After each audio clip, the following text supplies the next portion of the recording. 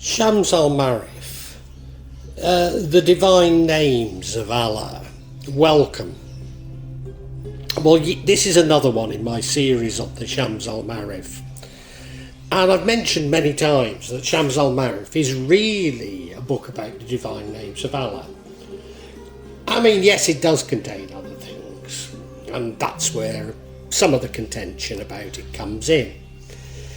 But what do I mean about these divine names of Allah, and why are they so important? And particularly, why are they so important to Sufis?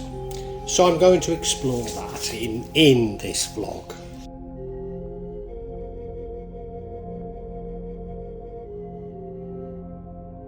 The Sufi way. We need to identify, I suppose, 3 stages to life.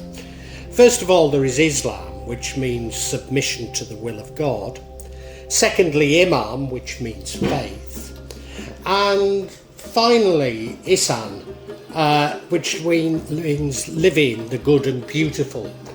To worship God as if you see him. The heart is seen as the true self and needs training to radiate the love of God.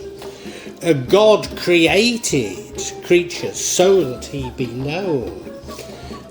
So therefore, for Sufis, we must live constantly in the love of God. And quote from Al-Koran, "Say, O Prophet, if you sincerely love Allah, then follow me. Allah will love you and forgive your sins. For Allah is all forgiving, most merciful." And that's Al-Koran Surah 3:31. So Sufis submit to Allah.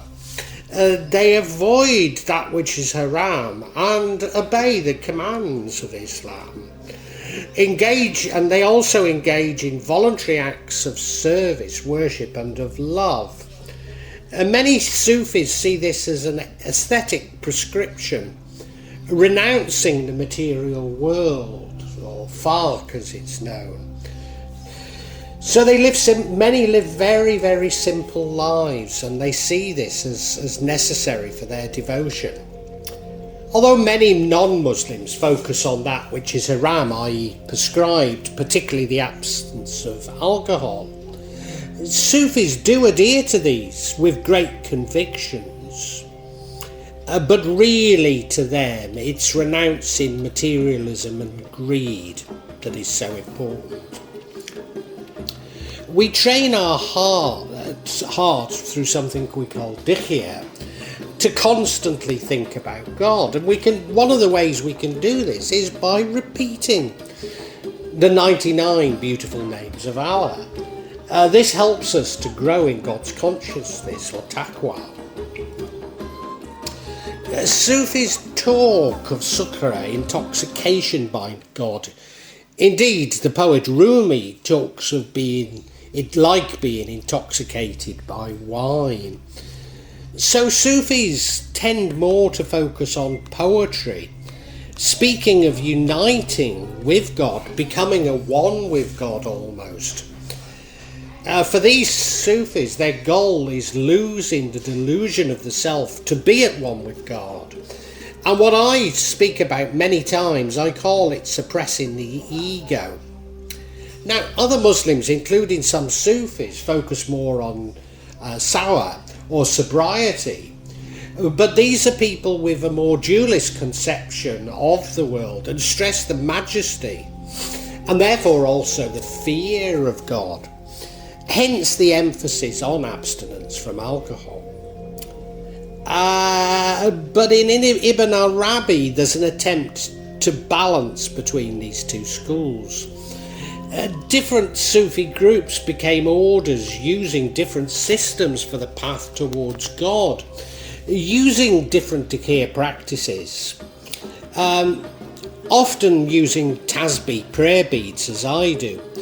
Sometimes these dhikr are said aloud and sometimes silently, sometimes chanting, sometimes even to music, perhaps sometimes with movement such as the dancing of the whirling dervishes. The control of the breath is important, and it's because this can induce a trance-like state. In Indonesia, it's very common to chant Dhikr at the end of our formal prayers in the masjid, especially in NU masjids.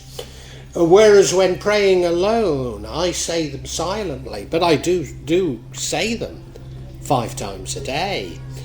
There's a concept of stations or makmat to achieve God's love, mahabba, and therefore shak constantly yearning for God. The number of stations differs between different Sufi orders and throughout Islam, but normally would include twabat, repentance, inabat, conversion, and zuhud, renunciation. And indeed, I've done a vlog on zuhud, so please take a look at that as well. We tend to be guided through these stations by a sheikh or a kaya, as we call them in Indonesia. But there are also awal, often seen as temporary states bestowed upon us by God.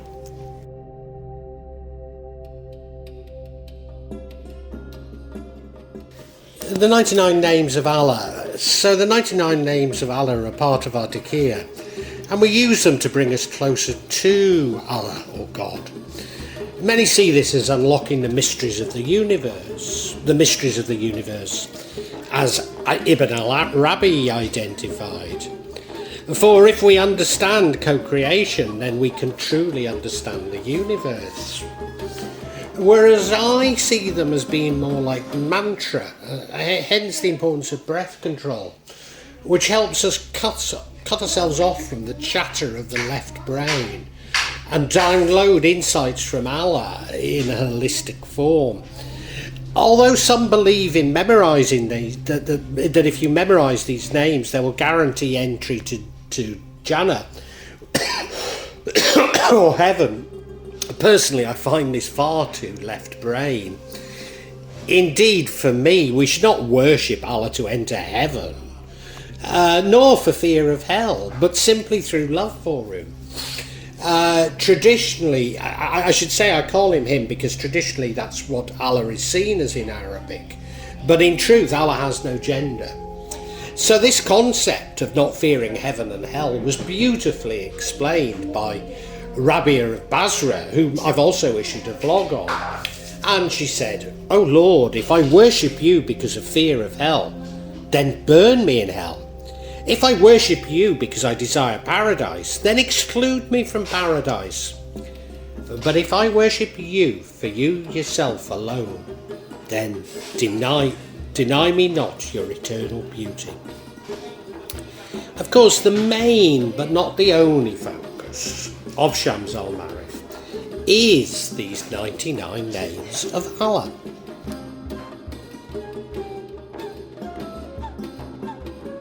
Shams al-Marif.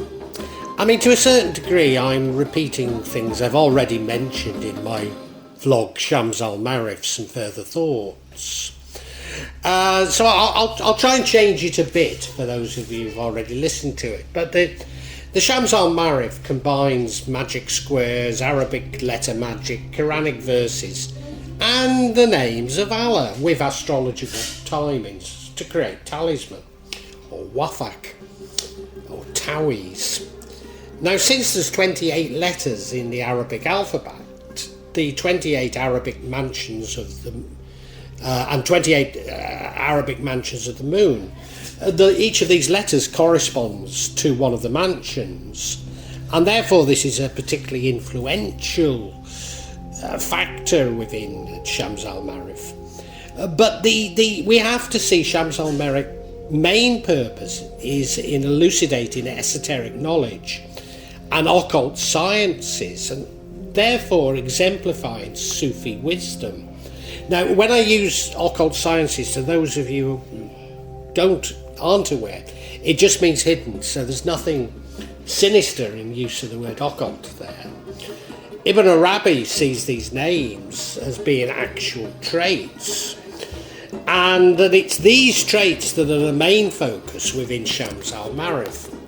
That is to use one of these names to receive a particular blessing from Allah, should he wish it to happen to you. So, just in terms of and examples. Al-Rahman means the beneficial, all compassionate, the most gracious. And it's said that if you recite it 100 times after every obligatory prayer, it'll enhance your memory and awareness. The reciter will feel the burden vanishing away from his heart. Al-Aziz, the exalted in might and power, exalted, powerful, almighty, mighty. Recitation of the name 41 times after Fajr prayers will make the person independent from others and will earn respect. Al-Rakak, the provider, the sustainer, the bestower of sustenance, the all-provider. The person will be provided with a livelihood by reciting this name. Al-Wahid, the unique, the single, reciting a name 1,000 times in silence alone will vanish the fear from the heart. Al-Wali, the patron, protecting friend, the friendly Lord. This name keeps the house safe from all dangers. Now, each letter of the Arabic letter has a numerological value, and it's said to be associated with khodams or angels. The letters are embodiments or are representations of cosmic energies. So combining letters form into divine names are in turn associated with other spirits, khodams or classes within the angelic hierarchy. Having these numerical values, the combined letters of the divine names represent metaphysical structures, mathematically based, that possess esoteric significances. The numerical value of the name resonates with the power that it represents. So, just going back to what I said, Al-Wali, the patron, you can use that to keep the house safe. Hada al-Mulli identified particular attributes of each of these 99 names with angels. And maybe you could argue demons, khodams. Not all angels are necessarily good, you see, so here's where you could say it could be demons. In Shams al-Ma'arif, these numerical values are created in the magical squares. So using Hadaf al-Mulli's attributes, they can be used, certainly be used to point to angels.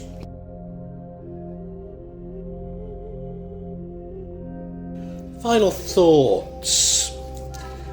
Instead of sihir or sorcery, the magic in Shams al-Ma'arif, it should be known as al-Hikmah, knowledge of wisdom, or al-simiyah, the study of the divine names, and runiyat, spirituality, because that's what it is. Although most of the so-called Mujarabat, time-tested method, books on sorcery in the Muslim world are simplified excerpts from Shams al-Ma'arif. So you can see how it gets its bad name, but they oversimplify what's contained in it. When using magic squares to identify a name of Allah, it is possible that it points to more than one name, given the method that's used to calculate it. So you can't always tell exactly which name. So theoretically, it could also point to an attached angel, or indeed a demon. And theoretically, it could indeed spell the name of a jinn. But of course, such arguments ignore the question: why would a sheikh or kaya, people who typically create these magic squares, why would they go to the trouble of constructing a magic square with a jinn's name in it? And assuming that the square can actually be used to invoke this jinn. And even if it, as I say, even if it can be used to invoke a jinn, and a sheikh or kaya, that was their intention in doing it, it's only their will against the will of the user. So if the user is using the square to repeat the 99 names of Allah, in all probability, Allah will recognise this. So, even if it's been created maliciously, and as I say, I think that's pretty unlikely, but even if it's been created maliciously, chances are that it will still be used in the way that, Shams al-Marif suggests that it would be. However, what I do have to say is that if the user knows that the square was created to invoke a jinn, and that they're trying to do, that's what they're wanting to do, they're trying to do it, then they may well be successful, and this indeed is sihir. I'm not going to argue with that. This indeed is sihir. However, the square is only a tool. There are many ways of invoking a jinn, and to be honest, you wouldn't go to all this trouble if that's what you were trying to do. So, to condemn this theological book, because theoretically, and let's face it, it's quite a long shot, isn't it? Because theoretically it could be used for sihir, only emphasises the completely illogical arguments of his detractors. And maybe in me saying this, I'm exposing the fact that those who criticise Shams al-Marif have a much more sinister reason for doing so. A reason that I believe is very dark indeed, and it will certainly not open up the gates of Jannah for them.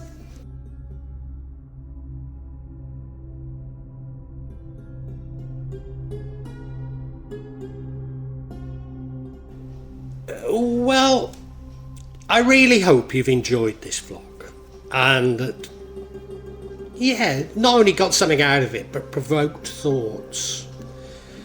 I'm not here to push my beliefs, my thoughts on you, only to open up your own thinking, get you thinking about the world and life.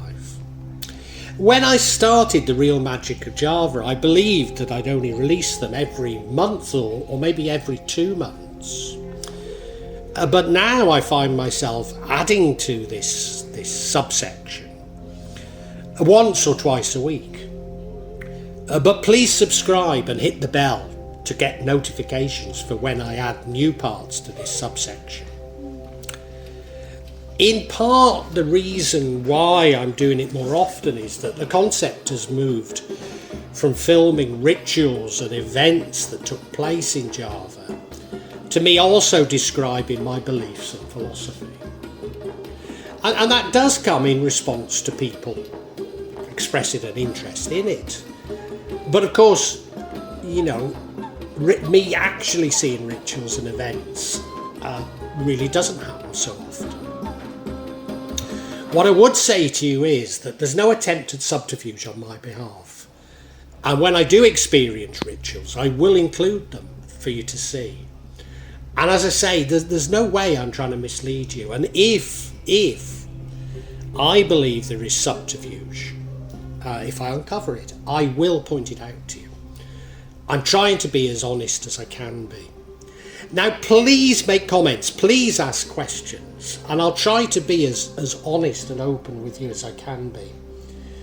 Of course, there will be some of you who disagree with me, particularly when I talk in terms of my own beliefs, my own feelings.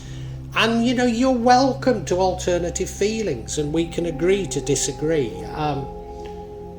Sometimes I find that people on YouTube can be unnecessarily attacking and aggressive, and at times I don't restrain myself enough, and I apologise, but it's not my intention to put anybody down. I know what I talk about can be emotive, and it can be challenging to your beliefs, but I'd love to enter an open discussion, a heartfelt discussion, but unfortunately, I often come across things that are, especially when people quote the scriptures to me, I've just no idea where it takes us, you know. Because I'm speaking from the heart, you know. I mean, you know, sorry, if you want to quote the scriptures at me, do so, but it doesn't have much impact on me, you know. I personally have no desire to impose my feelings on you, and I suppose when people try to do it to me, it washes off, you know. All I'm trying to do is I'm trying to share my feelings with you, and I'd love an open discussion on feelings. I really would love it, you know. And sorry if I don't always react as best I should. I try and cure this in myself, but I think this is part of the sort of narcissism of social media that I talk about so much in this subsection. So look, if you've enjoyed it, I really urge you to listen to other sections on this channel, particularly the 4 audio books that I've uploaded onto this channel. Yes, they are in a novel format, they are novels, but they go into much greater depth than my thoughts and feelings.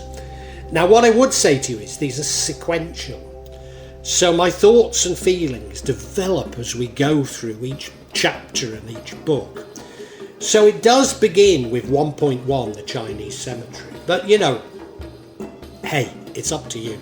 Feel free to dip in as you wish, as you want. And, you know, really heartfelt thanks for listening to this. And I really want to say a great big thank you, and God bless you.